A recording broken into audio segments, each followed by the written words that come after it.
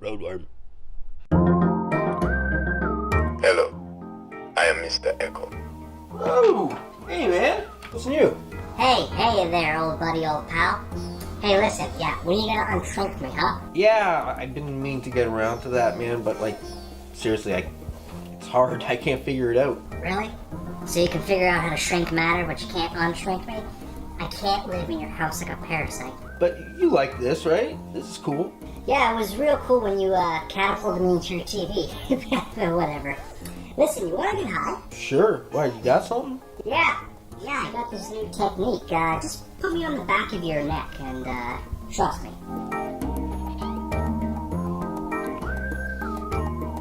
Like this? Thanks. Buckle up, buckaroo. Here we go. This isn't getting me high. It just hurts. Now I'm feeling it. Oh. Hello, I am Mr. Echo. Mr. Echo? You live in a world where righteousness and evil seem very far apart. But that is not the real world. And tell your friends I let you live. I'm Mr. Echo. Let you live. Hey man, I can't feel my pee-pee! you alright? Oh, hey guys.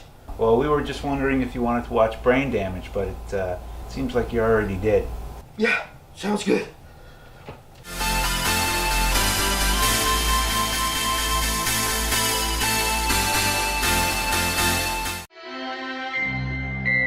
Lucille St. Peter, you didn't tell me she was going to be in this. Yeah, because she's no one. Yeah. I get it. Oh, Gabe Bartolom's, he's good. I've about enough of your sass! Yes, hi. We're the Ackermans, the couple down the hall. I'm Martha, Mrs. Morris. Hey! Come on out, let me see you.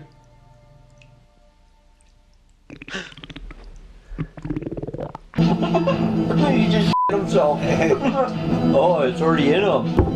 Oh no. Oh God.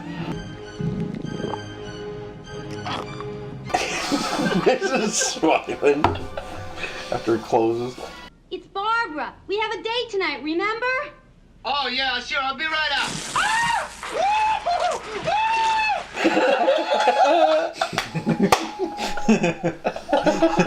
He's taking a bubble bath with it. They were the bestest of friends. He's spitting that blue stuff all over him. Yeah.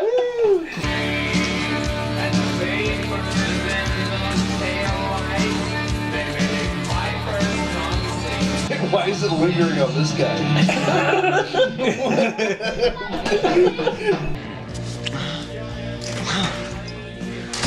Oh, she's about to get brains. Brain damage.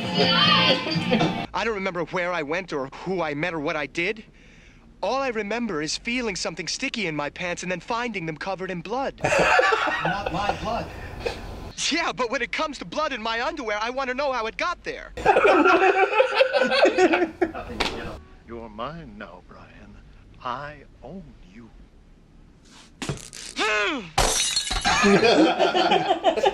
Miss me.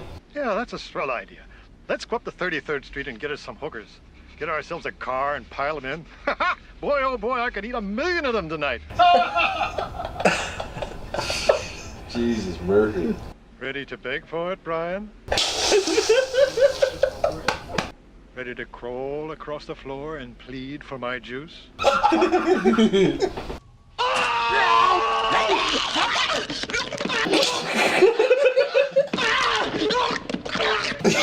Ready to have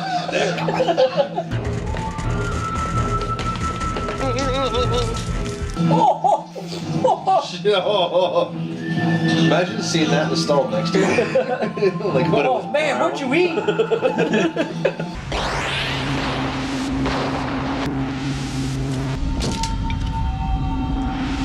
Brian! science. That title comes up, goes right in. Pieces and bits and pieces and vibration.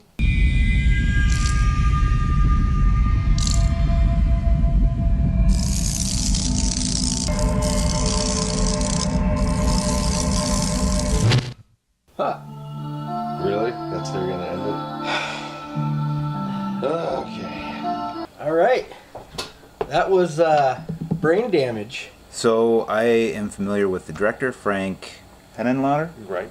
Basket Case we saw when we were in high school. Yeah, a while ago. And it was a weird movie, kind of a horror comedy. We enjoyed it. Oh, yeah. I liked it. I saw that Arrow released Brain Damage for the first time on Blu-ray. I was interested. I looked it up. So I thought we'd give it a shot and check it out. And like Craig said, you're familiar with his other work. Yeah. Is it the same kind of movie? It is the same kind of movie, and same with Basket Case. It seems they all take place in downtown New York, and they're all pretty funny. Yeah, they all have. They all have like that grindhouse exploitation feel to it. None of us had seen it. I knew right away that I wasn't gonna like this. I knew going in that I wasn't gonna like this type of film, this type of... Why is that, Drew? If I'm gonna be perfectly honest, I don't care for... This was schlock for me. Oh, yeah. And I'm not a fan of schlock. Even though sometimes it can be very entertaining and fun. I didn't know anything about this going in at all. I remember when I was a kid seeing the old VHS cover art at the video store all the time. With the head exploding. You're right, yeah, the old poster work. And I remember always looking at the cover and looking at the back and seeing an image of him pulling out his brain. Oh! Yeah. What is that? A beetle? I think he'd be dead.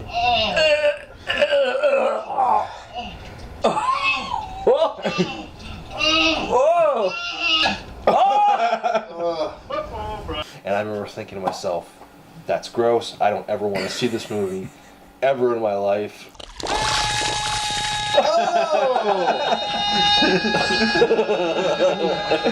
Oh my god! You gotta put a plug in there, man! And then we forced you to watch it. And I forgot about it all these years until just a few days ago, and you forced me to watch it. So The basic premise of Brain Damage is this guy named Brian. One day when he's sleeping, he gets sick. He doesn't know why. He has to cancel his date with his girlfriend. And then when he wakes up, he finds blood in his bed. yeah, And it appears that it's coming from the back of his neck through a new wound that he has. right.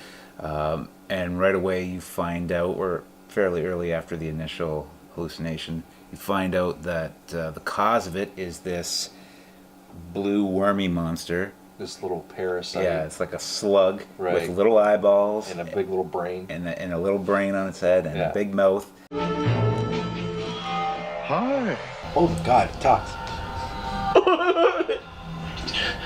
His eyes just did one of these to him. Which came from an older couple in the same building. Yes, the movie begins with this older couple who come home from the grocery store. You see them they open some animal brains that they Right. purchase at the market, and they're Right. going to feed it to someone named Elmer. Yeah. And then they freak out that Elmer's gone, and all you see is an empty bathtub Right. filled with water, but Right. nothing else. That's and right. so it turns out that this Elmer thing is some creature that you learn its background really quickly through. It's like an ancient race Yeah. of creatures. And you learn it through very bizarre kind of exposition. The Elmer's origins can be traced back to the Fourth Crusade, where he was snatched from the Emperor Alexius during the sack of Byzantium in 1203. Jesus. He's going right into a lecture. And so he just made up the most convoluted, nonsensical backstory and just threw it all out there in 5 seconds. And he made it sound legit. Yeah. He made it sound like it was accurate. Right. Like it was factually accurate. It's been around the world. It's Yeah. But what Elmer wants to do is he attaches himself to the back of Brian's neck. He needs a host. He needs a host, and what he does is he feeds Brian a blue liquid.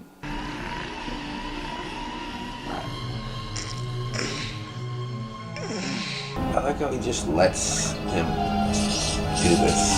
Yeah. Okay. Yeah, which acts as like a hallucinogen. He shoots it directly into his brain from the back of his neck. Right. And Brian hallucinates and trips out essentially. And he immediately becomes addicted to it. Like any other kind of drug. Yeah. So, there's heavy-handed allegories, about, drug addiction, probably heroin addiction, and maybe of like how prominent it was in New York City at the time. Right. Is this what it's like to be a heroin addict? More or less. I think so, yeah. The reason why Elmer is doing this There's a catch to it, is Elmer likes feeding on human brains. Right. And to do that, he's manipulating Brian to kind of get him to do what he wants. Right. I want you to beg for it now. Just like you're gonna beg for a brain. Good. A little contest.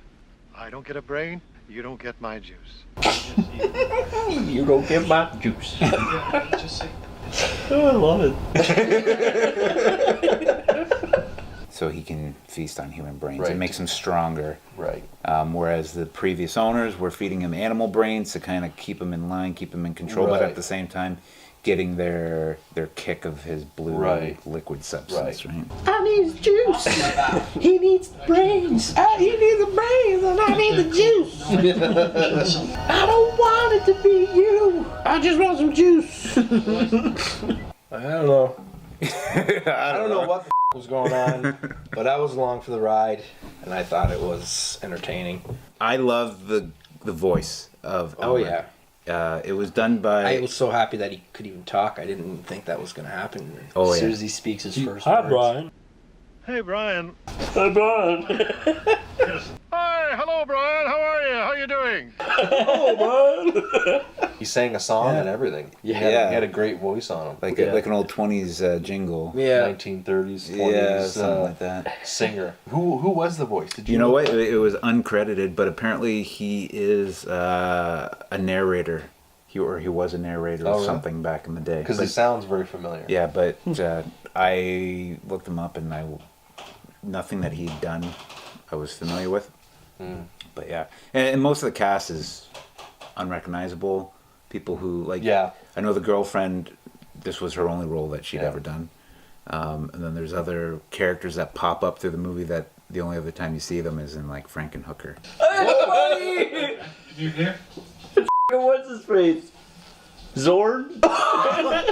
Yeah, the pimp from Frankenhooker. It's cool. Yeah, like they built that scene up like he was going to be the next victim.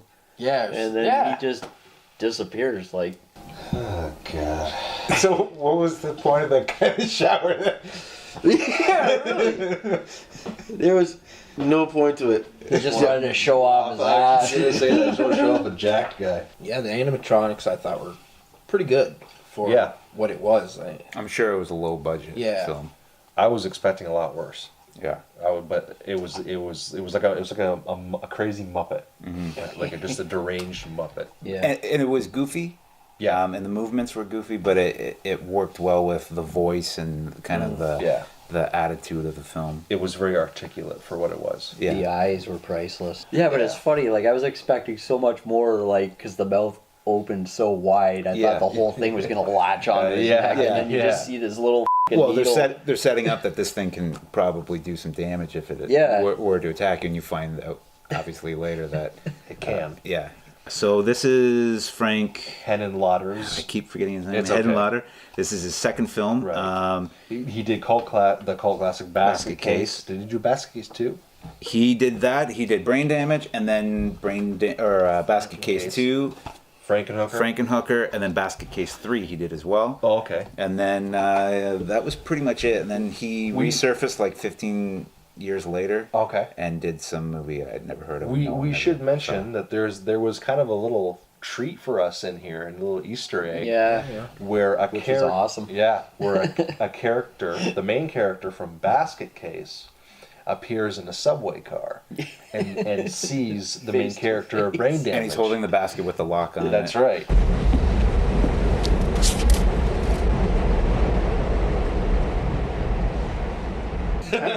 That's great. Just walk off. Because they both have like a similar type. I can't sit by. Like he's and got watch something you in his disintegrate. basket. Brian, you're telling me. He's all nervous about You don't even realize. He knows. It yourself. That's awesome. That's great. But we thought, wow, this is like the Hen and Lauder cinematic universe. Wouldn't it be great if Frankenhooker popped up somewhere, or if Elmer popped up in Frankenhooker or something like that? You know. One of the issues I had is when I watch a movie like this, or Basket Case, or schlock from the '80s, that is going to be gory, it's going to be a little crazy. I was hoping for a little more, because the violence in it, they all kind of play out the same for the most part. I mean, there's the one that's very, outrageous.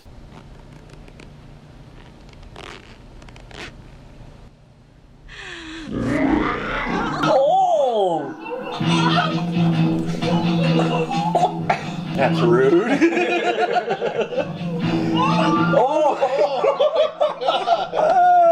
Oh, Jesus. She's getting brains. Oh, my God.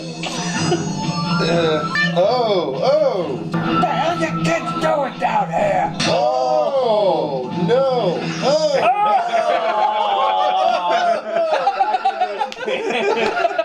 He's got brains on it. Oh, no. Could you imagine being the actor too? Like, just keep going. Like, we're gonna film at least We're 10 gonna minutes spray of some this. blood on you now. Yeah. I thought it was Yeah. gonna be a bloodbath ending where just people are dying left, right, and center. Yeah. And I was kind of hoping for that, but Yeah. What about the ending though? Like, yeah. Well, what happens is that the old couple confront him yes. because they want him back, because Right. they're going through withdrawals as well. Right. So while he's getting a dose of the blue juice, The old man the strangles. old man squeezes him, yeah. and so too much of it shoots into his brain, Right. and it causes tumors. Yeah, that's right. He had the big one popping out on his head, and And then it gets to the point where his skull breaks open, and then light just shoots out. It's just like an explosion of light. yeah. And then it ends. just ends. You don't Yeah. know Yeah. really what happens to him. There's a gateway.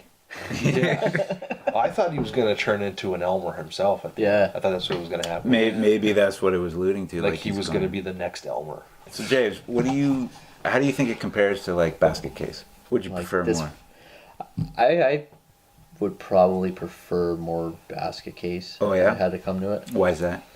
Well, because you can only go so far with somebody pretty well getting high. Yeah. Like, But you like Frankenhooker. You would recommend Frankenhooker as Frank Hanalotter's best, or as your personal favorite. I would say so, yeah.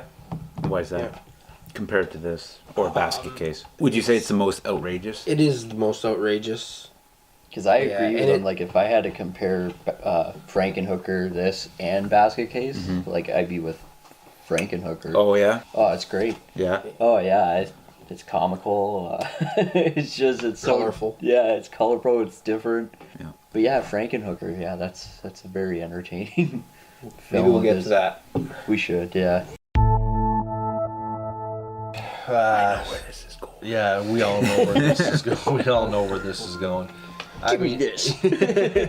I didn't really enjoy. I didn't even really. I mean, like there was a moment or two where I chuckled with you guys. Mm-hmm. You know, like Elmer, the animatronics were funny, and he was an enjoyable character. But I didn't really enjoy watching this.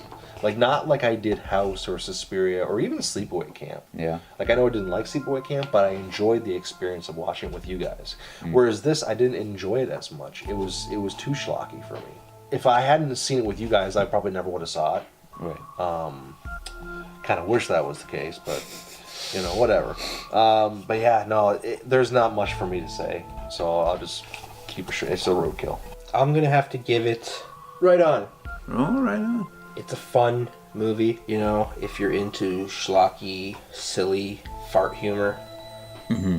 It's an acquired taste. Oh yeah. Yeah, it's an acquired taste, but open your mind. Yeah. Literally. It's comical.